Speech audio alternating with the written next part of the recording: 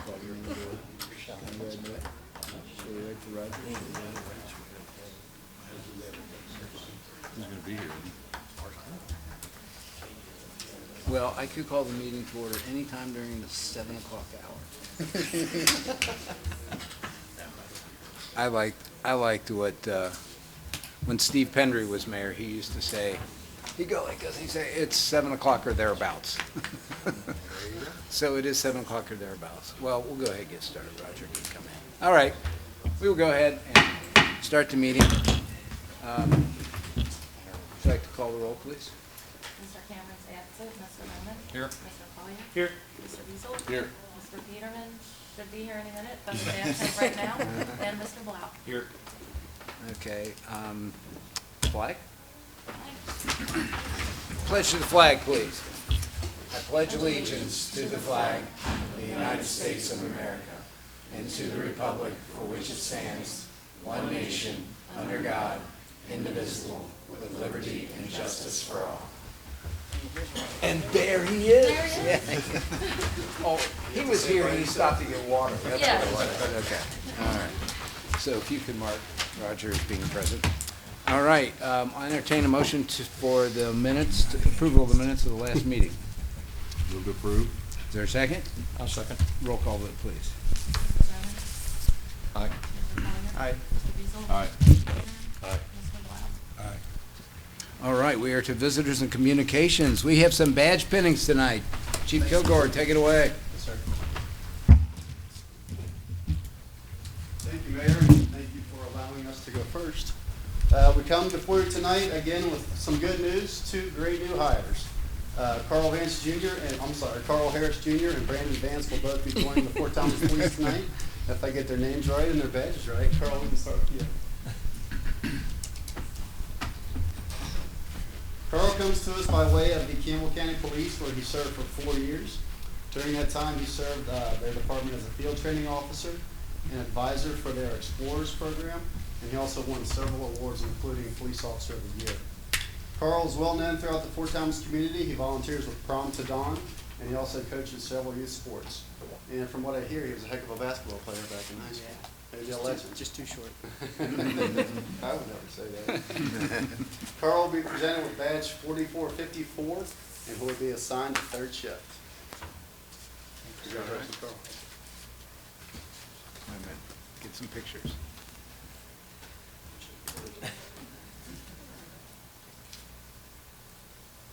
Thank you.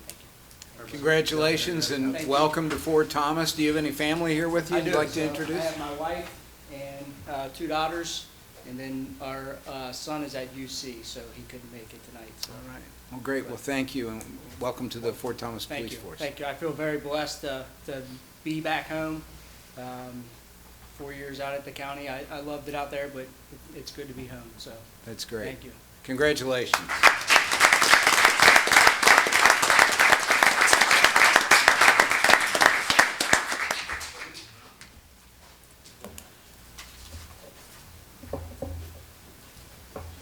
Next up, we have Brandon Vance. Brandon comes to us by way of the Wilder Police Department, and before that, he worked for the City of Newport Police Department, where he gained a lot of respect throughout the county as being a very capable detective, a crime scene investigator, a field training officer, and he even ran the investigative unit in his time at Newport. Brandon holds a bachelor's degree in criminal justice and a master's degree in public administration.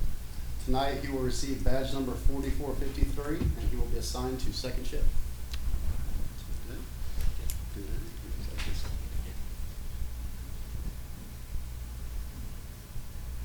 You got top Carl? Thank you all very much. Yeah, I don't know if I can top Carl with the hometown thing, but I'm happy to be here and look forward to helping out everybody in the community. Thank Great. you. Thank you all very much.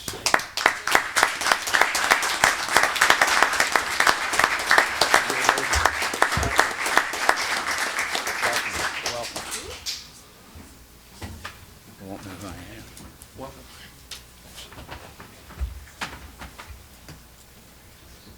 Mayor, as you know, it's been a busy summer for us with retirements and hiring and promotions, and we've been very lucky to hire the best and retain the best, and we're super happy to have these two guys tonight, so thank you. That's great. Thank you very much, Chief. Appreciate it. All right. Is there anyone else who would like to address council for any issues? If so, step forward and state your name and address for the record. If not, come on, come right on up. My name's Danielle Winterstetter. I live at 178 Brentwood Place. I used to live at 104 Highview, so I'm very familiar with both Moyer and Woodfield drop-offs. Recently, in the past 2 weeks, there have been 2 pedestrians hit at Tower Park. And we are greatly concerned. My family, 6 of us, were almost hit at that same intersection about 3 weeks ago as we were trying to cross going from dinner to the park. 6 of us. So I just really, I'm sure that, I know that, people have been talking about it. We need to see more action and, if it takes people writing grants to get extra money, I'm willing to help out with that. There are a lot of people with talents. We just need to know what we can do as citizens to help get either school zones in place. I know, 25 with cars on each side. County schools have a slower speed limit than we do, going through these busy intersections in the morning. And hopefully at some of these busier crosswalks, we can get some lights. I'm sure that most of you parked in a city parking lot. You didn't have to cross the street to get to this meeting.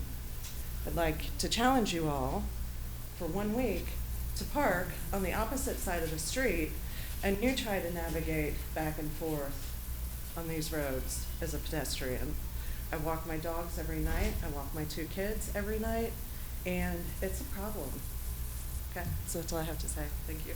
Thank you very much. Appreciate it. As you know, we've been doing a lot of work on trying to improve safety of crosswalks in the city, and we were able to install a lot of these flashing lights at certain crosswalks. I know in particular the intersection you're talking about has been discussed, and I know as a state route we have some limits on what we're allowed to do.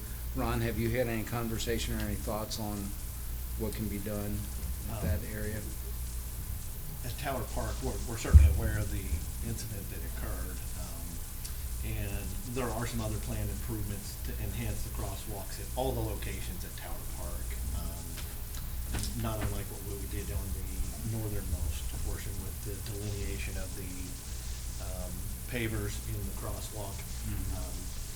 And it is a state route, and we will be in contact with the state just, again, to talk about that intersection, but I'm not sure that we're going to have any appetite for changing that intersection. It has to do with accident ratios, and it has to do with, traffic volumes and that sort of thing. So I'm not sure that they'll entertain anything, but we're certainly going to ask the question again. At that particular location. Yes. All right, thank you. Would anyone else like to address council? If not, we will head on to reports of officers. You're all welcome to stay for the meeting. If you'd like to sneak out, you're welcome to do that too. Either way is fine with us. Reports of officers. Fire Department monthly report. Lieutenant Webster. Thank you. Chief Bailey couldn't be here this evening, but he wanted me to just point out that the monthly report is included in the packets and to be available to answer any questions that you might have. Great, thank you. Anybody have any questions? All right, I'll entertain a motion. Move to receive and file. Is there a second? Okay, roll call, please. Mr. Bennett? Aye. Mr. Collier? Aye. Mr. Diesel? Aye. Mr. Peterman? Aye. Mr. Blau? Police Department report. Chief Kilgore. Thank you, Mayor. I'll just briefly say that in the month of August, we had our combined police and fire school drills with all 7 schools and went through all the drills and everything went smoothly. Also yesterday on Sunday, we had the Ride Cincinnati bicycle ride that actually came through town this year instead of utilizing all of Route 8 or the old part of Route 8, whatever it's called now. Because that's torn up, they had to come up through town. So we had about 500 bicyclists registered for that race, and most came through town, and from what I can tell, most of that went relatively smoothly as well. For the monthly report, I'd be happy to answer any questions that anyone may have about that report. Great. That's all I have. Questions, anybody? Motion? Move to receive and file. Second. Roll call, please. Mr. Bennett? Aye. Mr. Collier? Aye. Mr. Diesel? Aye. Mr. Peterman? Aye. Mr. Blau? Aye. Awesome. Moving right along, city administrator's report. Ron? Okay, I just had a couple of items to touch on. The first item I referenced at our last meeting was shelter number 3 project. We did put that out for bid. We received 6 bids on that project, and they were over budget. What we did is we worked with our design team and sat down with the 3 low bids. I had referenced that 2 of them were identical, which everybody still kind of thinks that's pretty crazy considering what level they were at. However, we did ascertain that they have interest in our project continuing. What we're recommending at a staff level at this point is to remove the restroom portion of that project for now. We think we have some alternatives to that location and being part of this project. And rebidding the project simply as the shelter, freestanding without the restroom structure, would put us within our budget. It would allow us an opportunity to look at the restroom accommodation as it fits into the master plan of Tower Park and still consider that in the future. So again, just an update. I think we're in a position now where we're rebidding that, so we'll report to council when we have bids on the shelter itself. The second item is the city building. We do have the request for our request for qualifications actually out. The RFQ is out. Those are due this Friday. Based on those submittals, we'll be scheduling a meeting with our Buildings and Utilities Committee probably in the next couple of weeks to review them and to come up with a timeline for interviewing those potential design teams. And hopefully we have that completed by October 1st. And then the last item I had to mention was the community plan implementation. We've had conversation, we budgeted for the opportunity to bring someone on board to assist council, the mayor and myself, working toward implementation of our community plan. The mayor and I have settled on working with Chris Manning, and specifically Chris Manning from Human Nature with his group, supporting that effort. And we've secured a working agreement, terms with him, a schedule of expenses that would occur with him being involved, with a not to exceed our budget number. So we're excited that Chris is in agreement with working with us. He certainly brings the background to the vision of where we are. And I think having him on board will allow us, and specifically me, to dedicate some of our time toward implementation aspects of the plan. So I guess really we need to entertain a vote to authorize the mayor to sign that contract with Chris.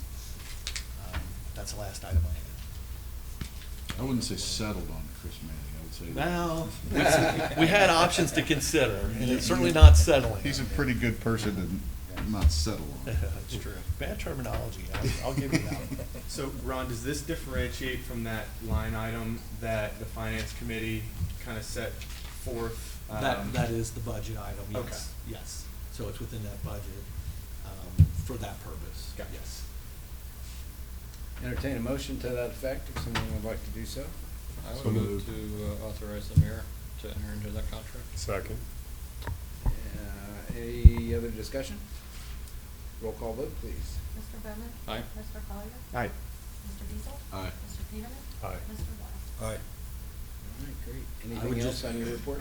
I would just add that means we're all gonna be really busy working hard. So our first item will be setting some committee meetings with that group, so. Good. We're excited about getting started.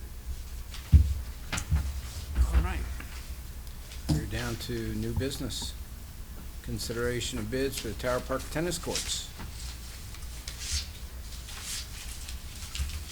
Okay, another item that we budgeted for this year was a resurfacing of the courts in Tower Park. That would be all the courts, the tennis courts, so there's 6 courts up there. And there's really 2 aspects to that. One is crack sealing, all the cracking that exists within that pavement area in advance of doing the resurfacing aspect of that. We did receive 2 bids for that work. One was from Tennis Technology. The second one was Southwestern Ohio Service that specialize in tennis courts, both of those companies. So our low bid on that, let me find it here, was with Tennis Technologies was a total of $49,884. Of course, we've been talking about getting this work done. We've been working with the school district. We actually have some tentative arrangement in principle for them to participate in some of the cost for that project because it is offered to them through agreement by the city. But the low bid's $49,884. Staff was recommending that we approve that as our low bid and best bid. That work is scheduled to be performed this fall. Would it still have the pickleball design? or Yes. the Those will be accommodations as well? recreated on the lower court, yes. Is it going to, are we gonna do anything about the wall that they hit against there? Are we gonna level that out as well? We are going to do that in-house, but yes, we're going to do that work. Okay. It was a challenge for them just because of how you have to get to it. So I think we can do a more economic approach to that, but we plan to do it at the same time. Any other questions for Ron on this issue? I'm Entertain excited to a get that. motion. So moved. Second. Is there a second? Second. Roll call vote, please. Or further discussion? Roll call vote, please. Mr. Bowman? Aye. Mr. Collier? Aye. Mr. Diesel? Aye. Mr. Peterman? Aye. Mr. Blau? Aye. All right, we are down to Finance Committee report on disbursements. Reported disbursements August 16th through September 13th, 2019. General fund, $155,326.16. Tower Park Fund, $3,669.39.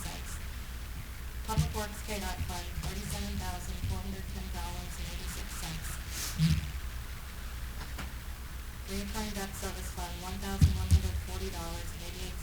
CDD Revitalization, $16,827.64. Waste fees, $90,012.12.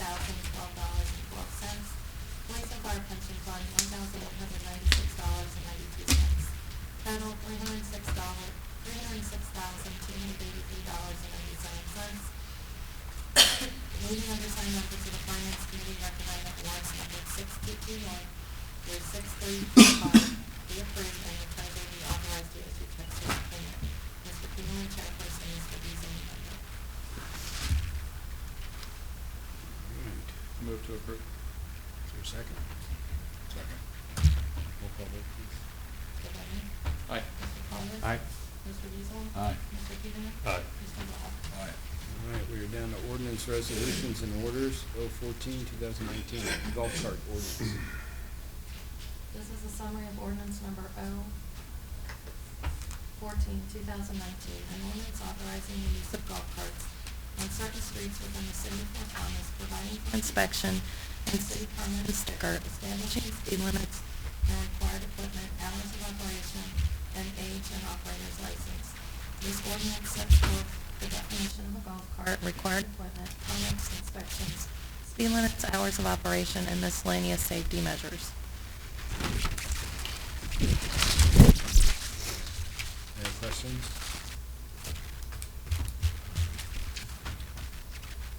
Entertain a motion? Move to approve. Is there a second? I'll second. Roll call vote, please. Mr. Bowman? Aye. Mr. Collier? Aye. Mr. Beazle? Aye. Mr. Peterman? Mr. Blau? I'm gonna abstain. All right, 015-2019, 2019 tax rate ordinance. Ordinance number 015-2019, an ordinance providing for the imposition, levy, collection, and apportionment of the taxes of the city of Fort Thomas, Campbell County, Kentucky for the year 2019, and fixing the tax rate. For 2019, there is imposed as taxes of the city, the sum of .397 upon each $100 valuation of real property, .397 upon each $100 valuation of personal property and mixed property, and .3971 upon each $100 valuation of motor vehicles subject to taxation within the city limits, and .397 upon each $100 valuation of all franchise valuations to be used for defraying the current and incidental expenses of city government. The taxes shall be due and payable on the date the ordinance becomes effective. All bills not paid or postmarked by October 31st, 2019 shall be delinquent, and a penalty of 5% of the bill, of the amount of the total bill shall be added. The city treasurer shall collect the bills with said 5% penalty added and interest at the rate of 8% per annum until paid on the amount of the tax and waste fee. The city clerk shall add an additional penalty of 10%, making a total of 15% upon all 2019 tax and waste fees not paid or postmarked by January 1st, 2020. In the event that a delinquent tax bill is referred to the city attorney for collection, legal action will be initiated to collect the delinquent tax, interest, and penalty levied thereof, and the costs and fees associated. The city of Fort Thomas has a lien upon the property assessed for the tax and waste fees, and all penalties, interest, fees, commission charges, and other expenses, including court costs and attorney fees. Entertain a motion. So moved. Is there a second? Second. Roll call vote, please. Mr. Bowman? Aye. Mr. Collier? Aye. Mr. Beazle? Aye. Mr. Fearon? Aye. Mr. Black? Aye. All right. Is there anything else to come before council this evening? If not, thank you all for attending tonight. We appreciate it. We are adjourned.